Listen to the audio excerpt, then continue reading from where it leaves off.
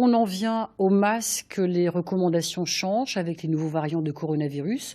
Le Haut Conseil de la Santé a émis un nouvel avis. On va tenter d'y voir plus clair avec vous, Noé Poitevin. Bonsoir. Bonsoir. Alors désormais, il faut se séparer de son masque fait maison.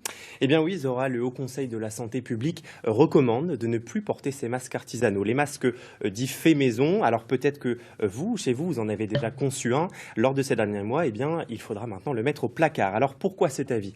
Eh bien ces masques ne sont pas testés en termes de performance. On ne peut donc pas mesurer avec précision leur efficacité. Et avec la propagation de nouveaux variants du coronavirus un peu partout en ce moment, eh bien on recommande de porter un masque plus filtrant, justement. Alors, quel masque faut-il porter, Noé?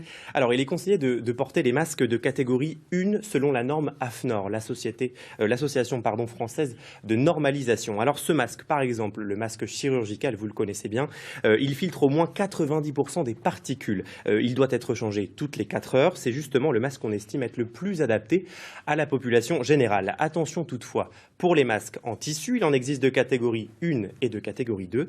Les premiers sont aussi performants que les chirurgicaux, 90% de particules filtrées. En revanche, les deuxièmes sont moins efficaces. Ils filtrent seulement 70% des particules. Alors pour les reconnaître, sachez que leur type de certification doit être indiqué sur leur étiquette. Et il y en a un dont on n'a pas parlé, le dernier c'est le FFP 1, 2 ou 3, eh bien, c'est le plus performant, mais il est réservé aux soignants. Alors enfin, y a-t-il un risque de pénurie si les gens renouvellent leur masque?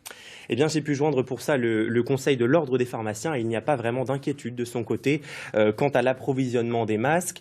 Pas d'inquiétude dans la région, ni même ailleurs en France. Aujourd'hui, on se procure aisément un masque en pharmacie. Le président du Conseil en appelle bien sûr au bon sens, ne pas se ruer dans les pharmacies pour faire des stocks et respecter bien sûr, Zora, les mesures barrières. Merci Noé pour ce point complet.